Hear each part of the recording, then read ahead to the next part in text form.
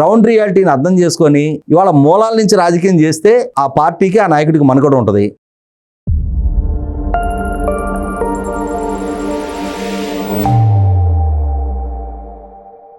నమస్తే, welcome to think Andhra. నేను మీ శ్రావణి. ప్రస్తుతం మనతో పాటు ఉన్నారు టీడీపీ అధికార ప్రతినిధి అప్సాని రాజేష్ గారు.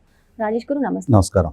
రాజేష్ గారు, ఇటీవల 4 స్టేట్స్ లో ఏవైతే ఎలక్షన్స్ జరిగాయో ఆ ఫలితాలు వచ్చిన తర్వాత రీసెంట్ గా సజ్జల రామకృష్ణారెడ్డి గారు వాళ్ళ క్యాడర్ తో సమావేశమై సర్ అనేది అంటే ఎలక్షన్ కమిషన్ ఆఫ్ ఇండియా ఏదైతే ఓటర్ల సవరణ చేస్తుందో దొంగ ఓట్లని ఎలిమినేట్ చేయడానికి, సో అలా చేస్తూ ఇప్పుడు ఆంధ్రప్రదేశ్ కూడా ఆ విషయంలో వస్తుంది కాబట్టి చాలా జాగ్రత్తగా ఉండాలి. ఎందుకంటే కూటమిలో బీజేపీ ఉంది కాబట్టి వాళ్ళకు అనుకూలమైన ఓట్లు ఉంచుకొని వైఎస్ఆర్సీపీ ఓట్లు అనేవి తీసేసే ప్రమాదం ఉంది, జాగ్రత్తగా ఉండాలి అంటున్నారు.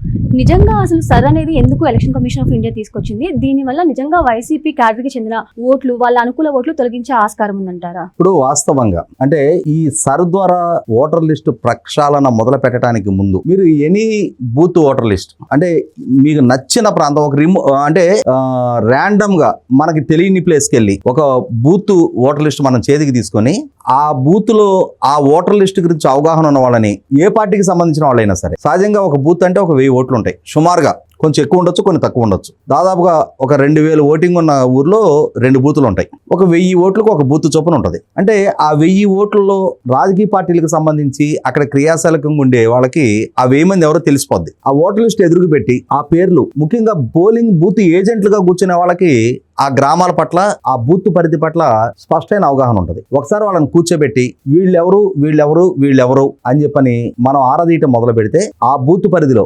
దాదాపుగా 20 to 30% ఆ బూత్ పరిధిలో నివాసం ఉండరు. కొంతమంది చనిపోయిన వాళ్ళు ఉంటారు. ఏం జరుగుద్ది? వాళ్ళు ఒకప్పుడు జెన్యూన్ ఓటర్లే, ఒకప్పుడు ఆ ప్రాంతంలో ఉన్నారు, అక్కడ ఓటర్లుగా నమోదయ్యారు. తర్వాత రోజుల్లో ఉపాధి రీత్యానో చదువుల రీత్యానో వేరే ప్రాంతాలకు వలసెళ్ళారు. ఎక్కడో ఒక దగ్గర ఓటర్గా నమోదయ్యి ఉండాలి. ఇక్కడ ఉండటం లేదు కాబట్టి అని వీళ్ళ ఓటు తీసేయాలని లేదు. వాళ్ళకు ఒక అవకాశం ఇవ్వాలి. బాబు, నువ్వు ఇక్కడ ఉండట్లేదు, మా విచారణలో నిర్ధారణ అయింది, మరి నీ ఓటు ఇక్కడ ఉంది, ఏం చేయాలప్పుడు? అతని నివాసం ఉంటున్న ప్రాంతంలో కూడా ఓటు పుట్టించుకున్నాడు అనుకో, అప్పుడు ఆప్షను నువ్వు అదా ఇదా ఏది ఉంచుకోవాలనుకుంటున్నావు. అతను డిసైడ్ చేసుకోకపోతే ప్రభుత్వం నిర్ణయం తీసేసుకొని ఎక్కడ ఉంటున్నాడు అక్కడ తట్టిపెట్టి ఇది డిలీట్ చేసేసేయచ్చు. లేదు అని అంటే, బాబు నేను తాత్కాలికంగా ఇక్కడ ఉపాధి రీత్యా ఉంటున్నా, నా ఓటు అక్కడే, నా నివాసం అక్కడే ఉంది, మా పెద్దలు అక్కడే ఉన్నారు. ప్రతి పౌరుడికి ఒక ఓటు ఇవ్వటం అనేది రాజ్యాంగం కల్పించిన హక్కు. ప్రతి వయోజనుడికి ఓటు హక్కు ఉండాలి. మేము యంగ్స్టర్స్గా ఉన్నప్పుడు 21 సంవత్సరాలకు ఓటు వచ్చేది. తర్వాత రాజీవ్ గాంధీ గారు ప్రైమ్ మినిస్టర్ అయిన తర్వాత దాన్ని 18 సంవత్సరాలు కుదించారు. ఇవాళ 18 సంవత్సరాలు నిండిన ప్రతి పౌరుడికి ఓటు హక్కు దక్కుద్ది. కాబట్టి ఆ ఓటు హక్కు కలిగి ఉండటం అనేది ప్రతి భారత పౌరుడి హక్కు. కానీ హక్కు కదా అని చెప్పని నేను 10 చోట్ల ఓటు హక్కు కలిగి ఉంటా అంటే కుదరదు. నువ్వు ఎక్కడో ఒక దగ్గర నమోదై ఉండాలి. సో అట్లా నువ్వు ప్రక్షాళన చేయటం మొదలు పెడితే డెఫినెట్గా ఇప్పుడు సర్ ద్వారా ఏదైతే ఎలక్షన్ కమిషను తాను ఇంటర్వ్యూన్ అయ్యి అధికార వ్యవస్థ ద్వారా ఈ ఓట్ల ప్రక్షాళన కార్యక్రమం మొదలుపెట్టిందో మీరు గమనించుకుంటే, తెలుగుదేశం పార్టీ 1999 ఎన్నికల నాడే బూత్ కమిటీలను వేసేది.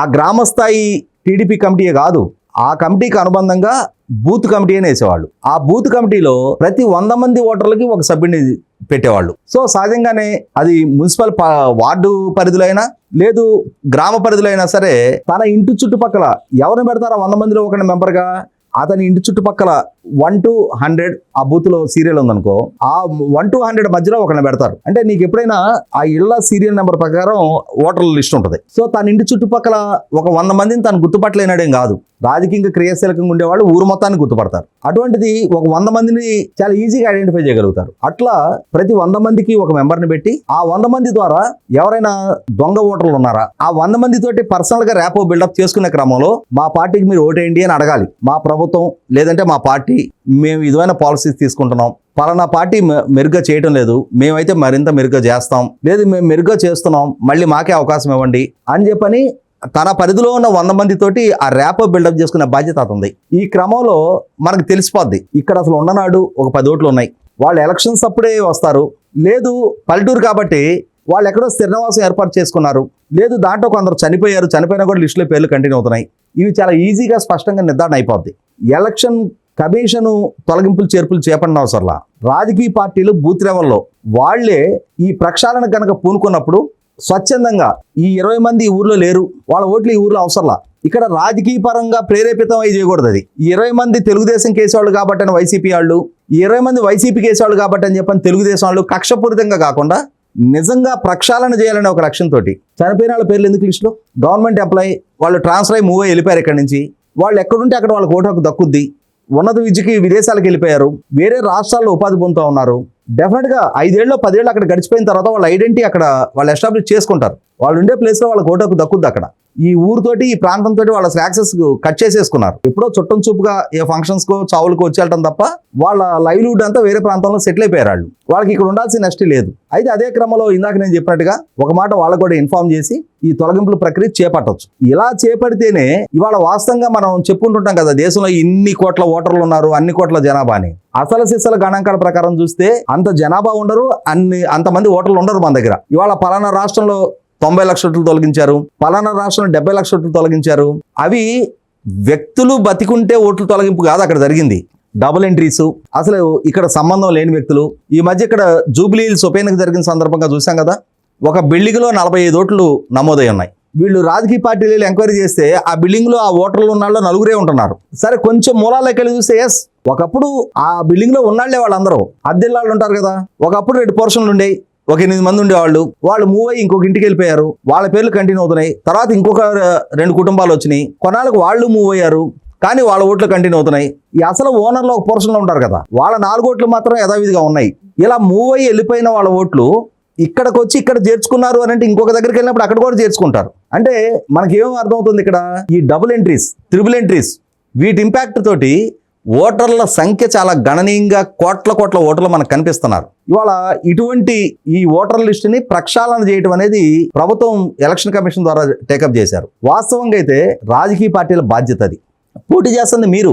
మీ వార్డు పరిధిలో, మీ బూత్ పరిధిలో ఎంతమంది ఉంటున్నారు, ఎవరెవరు ఉంటున్నారు అనేది అధికారుల కన్నా మీకు ఎక్కువ తెలియాలి. ప్రొవైడెడ్ వీళ్ళకి రాజకీయాల పట్ల ఆసక్తి ఉండి, వాళ్ళ పార్టీల పట్ల నిజమైన మమకారం ఉండి, వాళ్ళ పార్టీల కోసం నిజాయితీగా పనిచేస్తుంటే, ప్రజలతో సరైన సంబంధ బాంధవ్యాలు కలిగి ఉంటుంటే వాళ్ళకి చాలా స్పష్టంగా అవగాహన ఉంటుంది. నేను 1991లో నాకు 22 సంవత్సరాల వయసులో నేను పోలింగ్ బూత్ ఏజెంట్గా ఉన్నా. అక్కడి నుంచి చాలా ఎన్నికల్లో నేను స్థానికంగా పోల్ మేనేజ్మెంట్ నా చేతి మీదకి జరిగేది. మా ఊర్లో 94 నాటికి 2264 ఓటర్లు ఉండేవాళ్ళు. అందులో చాలా మంది బయట ప్రాంతాల్లో స్థిరపడి ఓటర్లుగా కొనసాగుతుండేవాళ్ళు. కానీ ఆ 2264 మందిని కూడా ఎవరు అనేది నేను చెప్పగలిగేవాడిని. అంటే మాకు ఇక రెండో ప్రపంచం లేదు. ఆ ఊరు, ఆ పోలింగ్ బూత్లు, ఆ ఓటర్లు, ఆ జనాభా. ప్రతి 6 నెలలకు సంవత్సరానికి స్థానిక సంస్థలో ఏదో ఒక ఎలక్షన్లు వస్తూ ఉండేవి.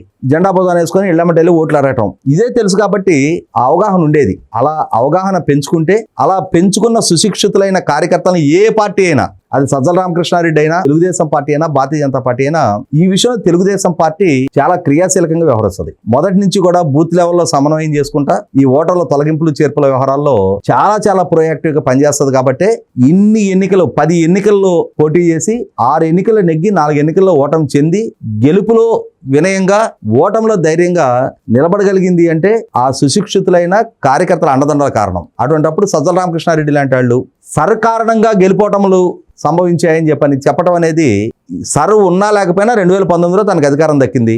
అదే ప్రజలు, వేరే గ్రహాల నుంచి ప్రజలు రాలా, అదే ప్రజలు, అదే ఓటర్లు 2024లో నేను ఓడించారు.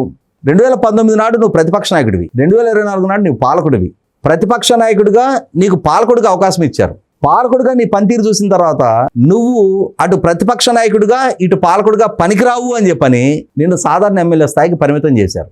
ఇప్పటికైనా సరే రియలైజ్ అయ్యి గ్రౌండ్ రియాలిటీని అర్థం చేసుకొని ఇవాళ మూలాల నుంచి రాజకీయం చేస్తే ఆ పార్టీకి, ఆ నాయకుడికి మనుగడ ఉంటుంది. లేదు అని అంటే 2024 నుంచి 2029 నాటికి బహుశా ఇప్పుడు 3వ దక్కిన ఆ శాసనసభ్యుడు పదవి అనేది కూడా బహుశా ఈసారి గల్లంతు కావచ్చు. మరి సజ్జల రామకృష్ణారెడ్డి లాంటి వాళ్ళు ఈ ఊకదంపుడు ఉపన్యాసాల కన్నా క్లోజ్డ్ రూమ్ లో తన నాయకుడికి ఆ సూచనల సలహాలు ఇస్తే ఆ పార్టీ బెటర్మెంట్కి ఏదైనా ఉపయోగపడుద్ది.